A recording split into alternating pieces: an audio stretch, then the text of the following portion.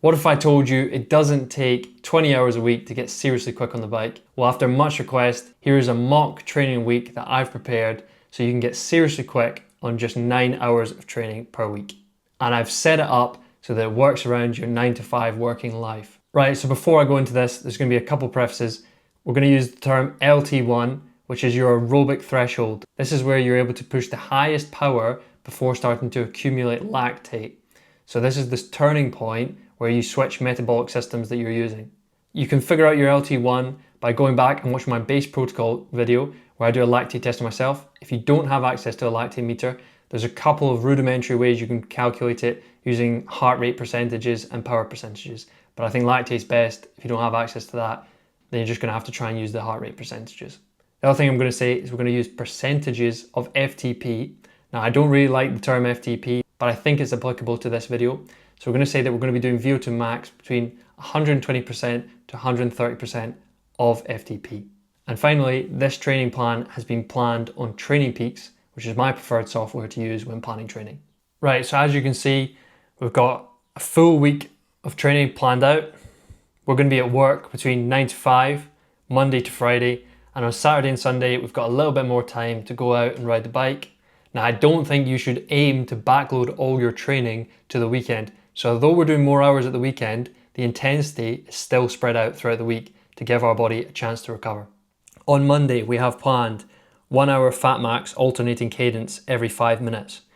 So if you've gone out and you've calculated your LT1 either using percentage of heart rate or you've had a lactate test done, then fat max tends to be, and I'll say this tends to be, it's not always, but about 20 to 30 watts lower than your LT1 is your fat max. So this isn't as hard as the LT1 training sessions we're going to be doing later on in the week, but it's still a good intensity. This is the point where you're burning the maximum calories of fat while training. So it's definitely aerobic. You shouldn't feel it hard in your legs. If you're untrained, this really should feel quite easy on your legs, but it's going to give you big aerobic adaptations. Tuesday, we're having a rest day. You'll see why that is. I've planned it that we're going to have some big intensity on Wednesday.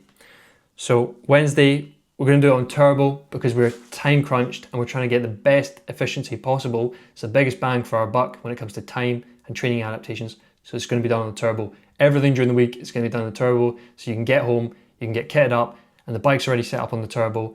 And it means you don't have to spend time faffing around, going out on the bike, charging your lights, whatever.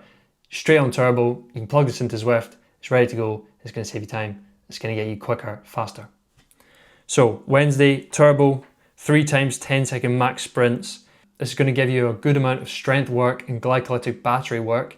This is massively anaerobic. A lot of the other work we're going to be doing is aerobic because you've got such little time to train in a week. We can't be going out and spending 6 hours on the bike like the pros do just to get aerobic training. We need to get the aerobic training in time effectively. So 3 by 10-second max sprints, good for the glycolytic battery. Straight into 4x4 of VO2 at 120 to 130% of FTP. Now this has been scientifically proven by the Norwegians to be the most effective VO2 max training session. It won't give you as big a strength gains as something like 40-20s, which are usually done at a much higher percentage of FTP. But for pure oxygen uptake, 4x4 is the best for boosting your VO2 max. So we're going to be doing this session twice a week. Thursday, we've got turbo, LT1, 3 by 15 minutes, 5 minutes recovery in between.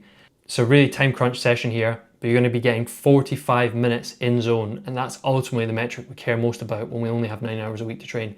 Time in zone. No junk miles here because we don't have time for it. We're trying to get fast on time constraint. That's self-explanatory. 3 by 15 minutes, 5 minutes in between. That adds up to an hour. Friday, we've got a rest day. Spend time with the family, spend time with the kids, spend time with your mates. Try not to go out on the beers because we're going to have a big session Saturday morning. But it's been a long week at work. You want to have a chill time. Friday's your rest day. Now Saturday, we're going to be out early in the morning.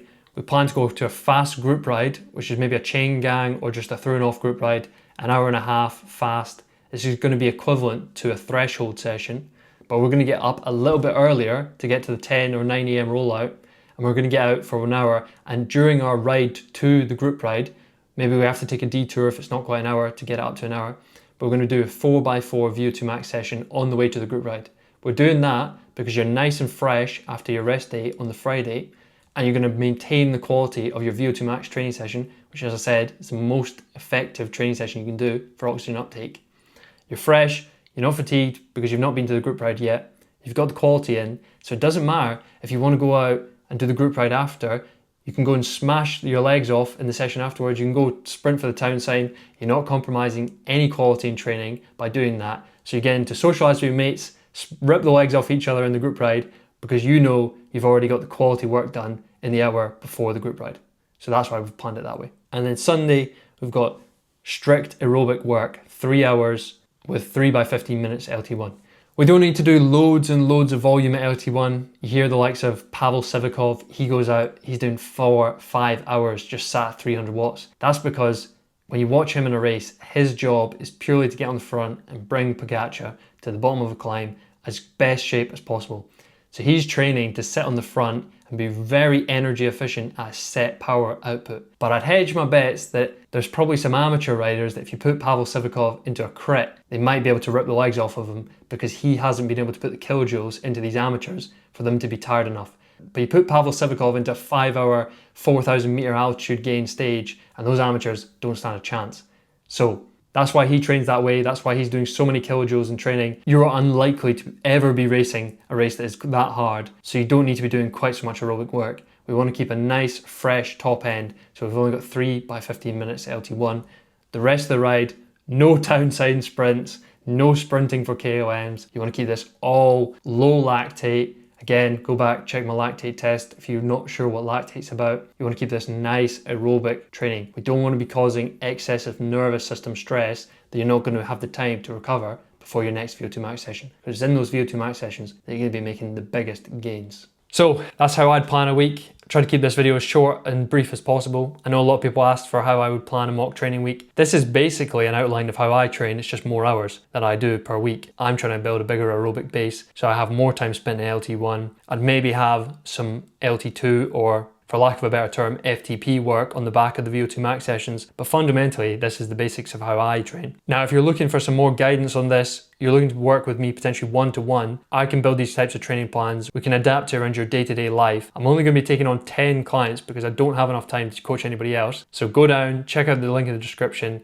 be quick, because once the 10 places are filled, I'm not coaching anybody else. But for those 10 people, you're going to be getting unfiltered one-to-one access with me so I can help you reach your goals and help plan training a little bit like this, but with a bit more detail and a bit more specificity as to the stressors in your life. So go check that out if you're interested in that. Other than that, thank you for watching. I hope this was helpful. If you enjoyed the watching, give a like, subscribe, all the usual.